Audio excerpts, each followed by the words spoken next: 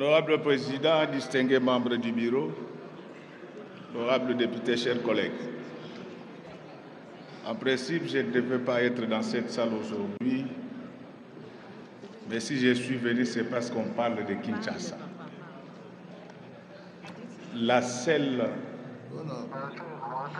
province que je connais en République démocratique du Congo comme ville-province. Je commence par remercier notre commission. J'ai eu le temps de lire tous les 258 pages. Un bon français, de moins en moins de coquilles, et je félicite notre commission pour cela. Alors, j'ai été un peu berlué en lisant ces rapports. J'ai beaucoup d'amis dans la commission, en commençant par le Premier ministre lui-même, qui a été notre chef, Raphaël Kibouka. Mais lorsqu'il s'agit de la ville de Kinshasa, je pense que nous devons apprendre à se renseigner davantage. Comme ça? OK. Et comme vous l'avez constaté, dans ces recommandations, il n'y a rien de tel. Comment on peut parler? Il n'y a rien de pratique. Comment on peut parler de l'assainissement? On ne nous donne pas la quantité de déchets qui sont produits par la ville au quotidien. On nous parle des routes, on ne nous donne pas les réseaux routiers de la ville de Kinshasa. Ça pose problème. Avec tout le respect que je dois à notre commission, je suis tenté de croire qu'ils se sont contentés de vieux rapports. Parce que dans leur citation, j'ai retrouvé les rapports de 1992, de 2000 et de 2004. Je vous informe que la ville de Kinshasa produit chaque jour 30 000 tonnes de déchets. Et il faut 30 $ pour évacuer une tonne de déchets. Cela équivaudrait à dire que chaque jour, au niveau de la ville de Kinshasa, il faut débourser au moins 900 000 $ si nous voulons une ville qui respire et non qui étouffe. Moi, je pensais que c'est ça le travail que la commission devait faire.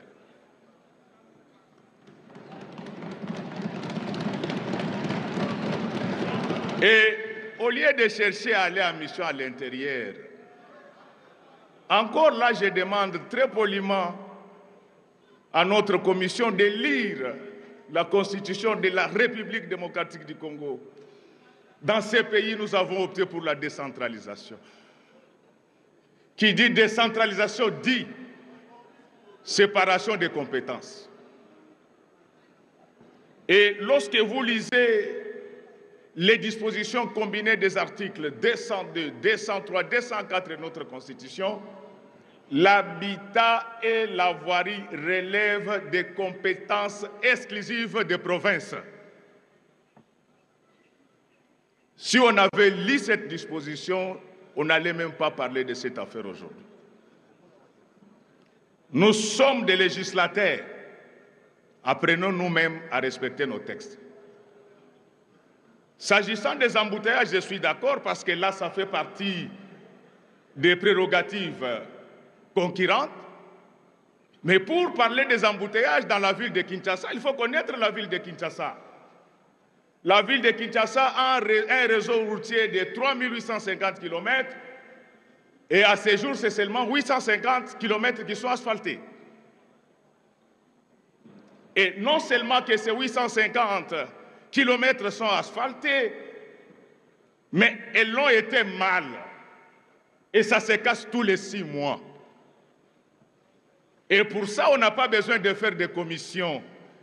Si on veut le faire, ceux qui ont construit ces routes sont connus. Les boulevards triomphales construits par Mosée Laurent Désiré Kabila résistent à l'épreuve du temps malgré la mort de son initiateur. La route de Maluku construite par Mobutu résiste à l'épreuve du temps.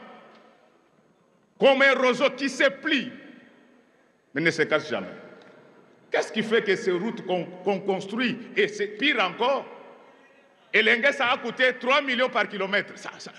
Donc ça doit être une route céleste. Ceux qui sont à la base de cette forfaiture circulent librement et gardés par la police. On se moque de qui? Est-ce qu'on a besoin d'émissions pour ça? C'est simple comme bonjour. Il suffit de demander au ministre des Finances de nous donner la liste des paiements effectués de 2019 à ce jour, parce que le président de la République dépense beaucoup d'argent pour ces routes. J'ai géré la ville de Kinshasa, j'en sais quelque chose. Alors, maintenant, lorsque nous prenons la liste des décaissements, soyez calme, vous serez exorcisés. Je vais vous opposer les marchés centrales. Ça même Léopoldin ne l'a pas fait. Et nous l'avons fait sans aucun franc de l'État congolais.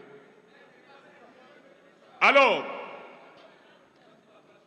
si aujourd'hui on récupère l'argent détourné par ceux qui ont construit ces routes, on va refaire les routes intérieures et il n'y aura plus de problème. Honorable Président,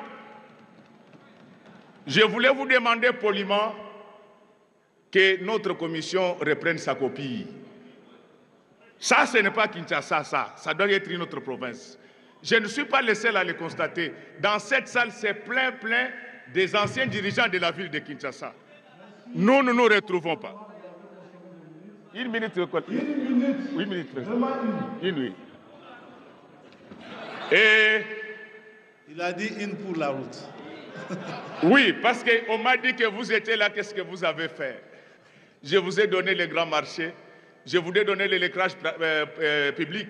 Quand j'étais là, les routes étaient balayées de jour comme de nuit. Et je vous informe, s'il vous plaît collègues, et je vous informe que pendant tout notre mandat, la seule année où nous avons reçu beaucoup d'argent, c'était seulement 8% de notre rétrocession. Et je pense que nous méritons ne fût-ce qu'une médaille d'or. Merci beaucoup. Merci, merci beaucoup, honorable Godin Boyi.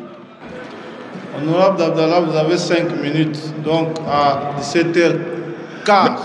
Merci beaucoup, honorable président, pour la parole. Je vais vous surprendre positivement, je vais même prendre moins de minutes. Très bien. Honorable président, honorable membre du bureau, honorable député, chers collègues, je salue les travaux, les conclusions de notre commission. Je pensais personnellement que notre commission allait aboutir à recommander au gouvernement l'instauration de l'état, j'allais dire de siège, mais je dirais d'urgence dans la ville de Kinshasa, parce qu'effectivement, il y a nécessité à ce qu'on sauvegarde les vies humaines. Nous sommes en train de continuer à maintenir l'état de siège à l'Est, alors qu'ici, là où nous vivons, les images qui ont été projetées, chacun de nous a fait semblant comme si c'était de nouvelles images, alors que nous les vivons nous-mêmes tous les jours, rien de surprenant. Nous nous habituons à ça. Une grande recommandation que le gouvernement instaure l'état d'urgence dans la ville de Kinshasa pour cause d'insalubrité. Il y a un collègue qui est passé ici et qui a pensé dire que c'est un domaine exclusif de province. Non, c'est un domaine concurrent. Ça entre dans ce qu'on appelle la prévention des épidémies. Voilà. Et là, il suffit de lire l'article 203 de la Constitution, je crois à son point 17, si ma mémoire ne me trahit pas. C'est dans le cadre de la prévention des épidémies. Ce qui nous garde, c'est grave. Ce qui nous guette, c'est grave, honorable président. Mais pour terminer, j'ai un point. Je veux dire que nous avons eu à formuler des recommandations à l'endroit du président de la République. Non, non, non, s'il vous plaît, chers collègues. Le président de la République est irresponsable devant nous. Trouvons un autre mécanisme pour l'atteindre. Pas à travers une recommandation de ce genre-là, qui risque à un certain moment de frisser et de penser que nous sommes en train de violer la Constitution. Je dis et je vous remercie. Merci beaucoup. Merci. Les recommandations que vous formulez, effectivement, c'est pour tenter d'enrichir le rapport de la commission, c'est seulement après cela qui sera définitivement adopté pour être transmis au gouvernement. Donc, nous allons supporter qu'il ne soit pas complet. Il va être enrichi effectivement avec ces recommandations qui sont prises en compte dans la rédaction de la version finale. Honorable Daïda Moleka, et agissons et bâtissons.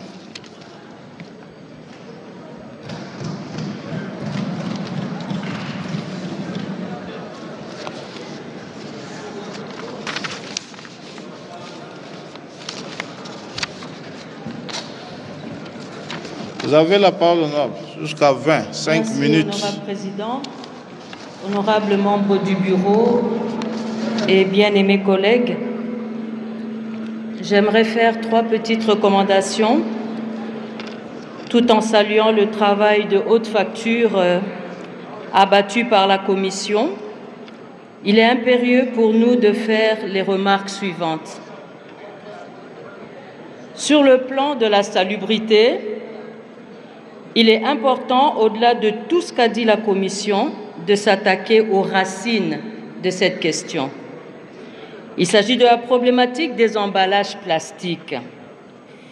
Oui, la ville-province de Kinshasa est en grande partie sale à cause de ces emballages, alors qu'ils sont interdits par décret du Premier ministre numéro 0 en son article 1er. Il faut à l'État une vigilance tous azimuts et une application stricte de la loi. Sur la question des constructions anarchiques, il est important pour le gouvernement de mettre en place une politique d'urbanisation qui tient compte de l'évolution de la population, mais faire aussi des efforts en vue de créer une classe moyenne capable de pouvoir se trouver un logis à un coût acceptable. Et enfin, au sujet des embouteillages, combattre les parkings improvisés par les conducteurs inciviques et veiller au strict respect de la qualité des véhicules qui entrent au pays, ce qui éviterait à la ville de pouvoir être un dépotoir des engins usés. Je vous remercie. Merci beaucoup, honorable Daïda, pour des recommandations claires et très pertinentes.